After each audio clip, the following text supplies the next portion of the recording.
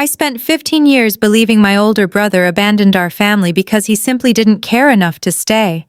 I found out the real reason 3 days after his funeral, standing inside a storage unit he'd been quietly paying for since the year he disappeared. My name is Delphine. I'm 31, and the brother I spent half my life resenting turned out to be the person who protected me most.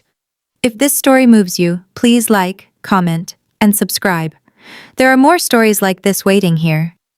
My brother Marcus was 8 years older than me, which meant that for most of my early childhood, he existed less like a sibling and more like a second, quieter parent. He was the one who walked me to school when our mother worked doubles. He was the one who taught me to ride a bike in the church parking lot because our driveway was too cracked and uneven. He was steady in a house that, looking back now, was rarely steady at all. Our father, Gerald, had a temper that came and went like weather, unpredictable and occasionally violent, the kind of household tension you learn to read in the air before a single word is spoken. As a young child, I understood very little of it.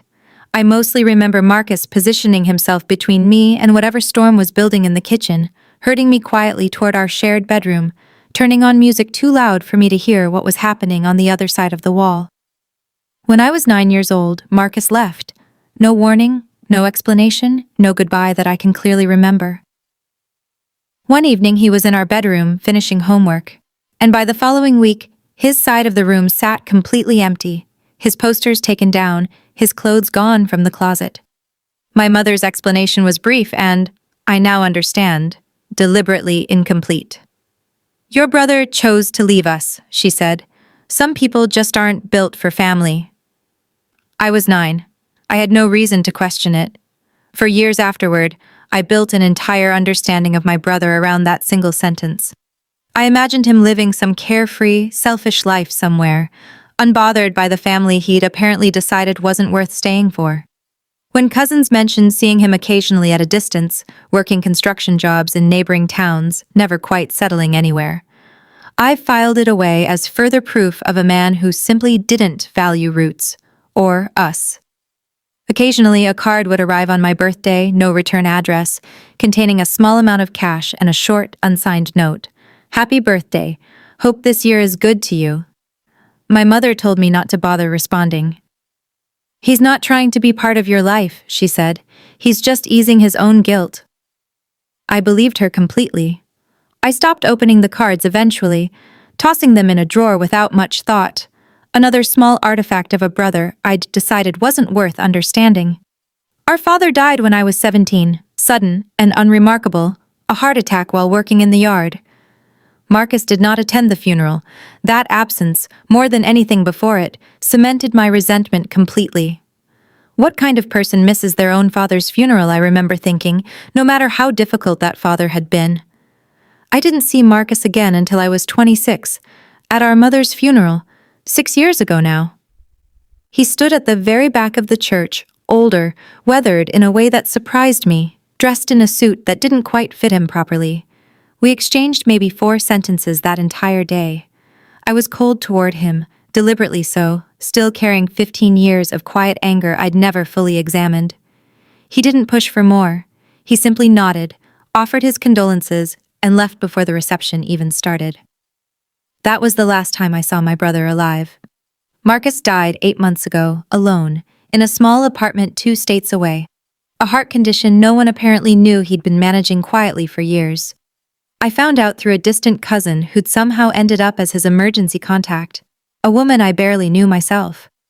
I attended the funeral out of obligation more than grief, uncertain what exactly I was mourning after so many years of distance. It was during the settling of his modest estate that a lawyer contacted me, explaining that Marcus had left specific instructions naming me as the sole recipient of his few remaining assets. Among them was a storage unit he'd been paying for continuously for over 15 years, located just outside the small town where we'd grown up. I almost didn't go. Part of me expected nothing more than old furniture, forgotten belongings, nothing worth the 4-hour drive.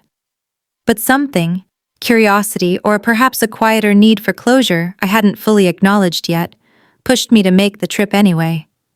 The storage unit was smaller than I expected, and far more organized than anything I associated with the version of Marcus I'd built in my head.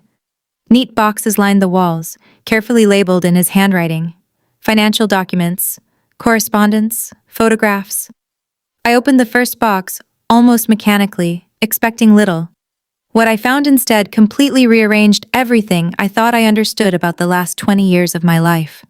Bank statements, dozens of them, spanning back to the year Marcus left our house, documenting monthly transfers made quietly to our mother's account under a name that wasn't his own. Careful notes in his handwriting tracking amounts, dates, purposes, household bills, medical expenses, my school tuition, the same tuition my mother had always claimed she'd managed entirely on her own through overtime shifts and careful budgeting. I sat on the concrete floor of that storage unit, surrounded by 15 years of evidence I never knew existed, slowly understanding that my brother had been quietly supporting our family from a distance the entire time everyone believed he'd abandoned us completely. Beneath the financial records, I found a thick manila folder containing something far more devastating. Old photographs I'd never seen before. Marcus at maybe 14 or 15, bruises visible along one side of his face in several images, documented with dates written carefully in the corners. Beneath the photographs, a folder of old police reports filed, and then apparently withdrawn multiple times throughout his early teenage years, our father's name listed each time. I understood slowly and with a growing, sickening clarity why Marcus had left the way he had. He hadn't abandoned us out of selfishness. He'd left because our father's temper had escalated toward him specifically, in ways our mother apparently spent years minimizing, denying, or simply refusing to fully see. Marcus had endured years of abuse, largely alone, protecting me from witnessing the worst of it, until he was finally old enough to leave and remove himself from being a target entirely. But he hadn't simply disappeared to save himself. The financial records made that painfully clear.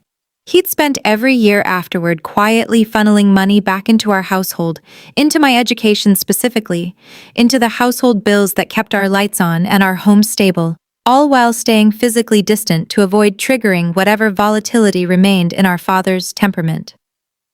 At the very bottom of the final box, I found a journal, its pages filled with entries spanning nearly 2 decades.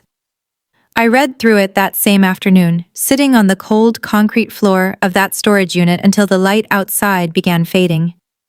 The early entries were raw, painful accounts of what our father had actually done to him, details our mother had apparently spent years quietly covering, whether from denial or fear or some combination, neither of us would ever fully understand now. Later entries shifted focus almost entirely toward me. Notes about milestones he'd learned about secondhand, my high school graduation, my college acceptance, small details about my life he'd apparently followed from a careful, permanent distance. One entry, dated the year I turned 21, read simply, "Delphine got into the graduate program. I wanted so badly to call her, to tell her how proud I am. I don't think she'd want to hear it from me. I hope she knows anyway, somehow." Another, closer to the end, dated only months before his death. "I think about reaching out properly every single day. I'm scared of what she thinks of me now. I know what Mom told her. I never corrected it, because correcting it meant telling Delphine things about our father I never wanted her to carry. Some protection doesn't end just because you grow up. I'd rather she hate me forever than know the full truth about what happened in that house." I sat in that storage unit and sobbed in a way I hadn't allowed myself to since childhood. Grief tangled together with a guilt so overwhelming I genuinely didn't know how to process it in real time. 15 years of resentment toward a brother who had spent that exact same 15 years quietly protecting me, first from physical harm and later from a truth he believed would hurt me more than his own absence ever could. I thought about our mother's role in all of it during the drive home, unable yet to fully reconcile the version of her I'd known with the woman capable of maintaining that particular silence for so long. I'll never know for certain how much she truly understood, whether her explanation of Marcus's departure was a genuine misunderstanding or a convenient story that spared her from confronting our father's behavior directly. She died before I ever had the chance to ask her honestly, and I've had to make an uneasy peace with never fully knowing the answer. I kept everything from that storage unit. The photographs, the financial records, the journal I now know almost entirely by heart. I visit Marcus's grave every few months now, something I never once considered doing during all those years I believed he simply hadn't cared enough to stay in our lives. I started writing back, in a strange way, the same way I've heard other people describe processing grief they came to too late. I keep a small notebook now, and every few weeks I write him an update, the way he apparently once tracked mine from a distance for over a decade. I tell him about my life, my job, the garden I finally started this spring, the ordinary details he spent years learning about secondhand and never once got to hear from me directly. I used to believe the scariest thing I'd ever discover would be proof that my brother truly hadn't cared. Instead, I found the opposite entirely. Evidence of a love so quiet and so completely without any need for recognition that it took his death and a storage unit full of careful, methodical proof for me to finally understand it at all. If there's someone in your life you've misunderstood based on a story you were never fully given, I hope this reaches you before it's too late to ask the questions I never thought to ask until it was far too late for any answer to reach him. Some absences aren't abandonment. Sometimes they're the quietest, most permanent form of love a person knows how to give.